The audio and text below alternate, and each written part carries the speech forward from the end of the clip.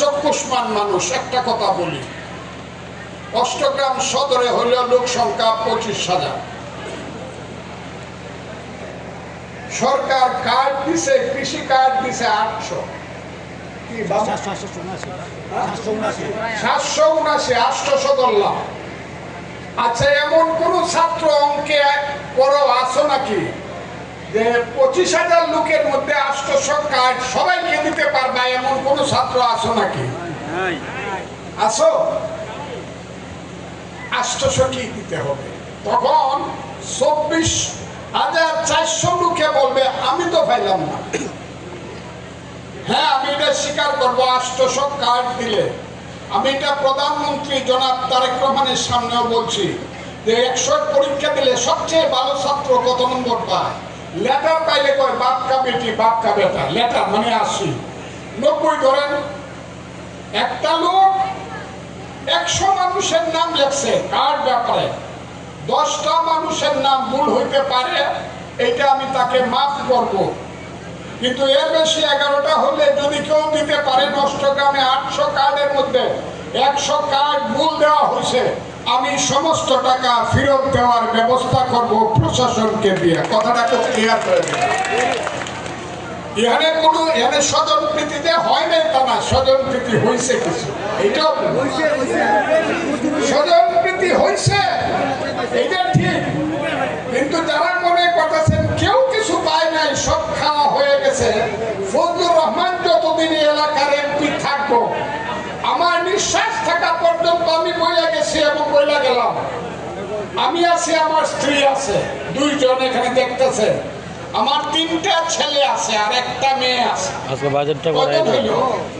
6 জন। ব্যক্তিগতভাবে ফজলুর রহমান জানা সত্ত্বে একটা টাকা যদি সরকারের কাছ থেকে আমি অন্যায়ভাবে নেই এবং তসরুপ করি বা ঘুষ খাই বা কমিশন নেই, আপনারা দোয়া করবেন আমার 4টা সন্তান যাতে একসাথে মারা যায়। এগুলো আমি করি না। রাজনীতি এভাবে শিখি না। কথাটা কি বুঝতে পারছেন? এই যারা কথা বলেন খুব সাবধান করে বলবেন। এই সব কথা পরে হরিবল বইলা ফেলবেন, এটা করবেন না। আমার দল, আমার নেতারা ভুল করলে আমি শুদ্ধ করার চেষ্টা করব, ইচ্ছাকৃত ভুল করলে আমি শাস্তি দিব। কথাটা খুব ক্লিয়ার। ভুল করলে সংশোধন করব, ইচ্ছাকৃত ভুল করলে শাস্তি দিব। কিন্তু এই সংগঠনটাই কিন্তু আজকে সারা বাংলাদেশে একটা ভোট দিতে পারছে।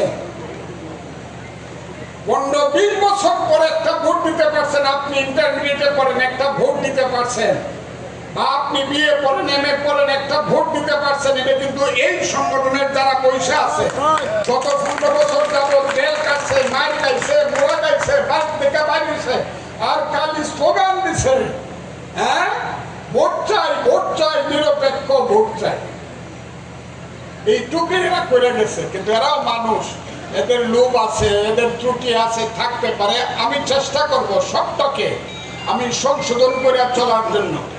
আর মায়েরা, সন্তানেরা, বাবারা, আমার স্কুল কলেজের সন্তানেরা, তোমাদেরকে বলে যাই তোমরা জ্ঞান অর্জন করবা। শিক্ষকদেরকে বলে যাই জ্ঞানের দরজা উন্মোচন করার জন্য যতটুকু জ্ঞান আপনি অর্জন করছেন তার চেয়েও গভীর রাতে লেখাপড়া করে আপনি, তারপরে প্রথমে ছাত্র হবেন গভীর রাতে, পরের দিন সকাল 11টায় এসে আপনি শিক্ষক হয়ে এদেরকে ছাত্র বানাইবেন। আপনি লেখাপড়া না করে ওদেরকে লেখাপড়া করায়েন না। আমি তাই আজকে আমার বক্তব্য আর বাড়াবো না। আমি বলে গেলাম, আমাকে যারা আনছেন তাদেরকে ধন্যবাদ দিব। যে মেয়েরা, ছেলেরা কষ্ট করে, বাবা মায়েরা আমার কথা শুনছো, তাদেরকে ধন্যবাদ দিব।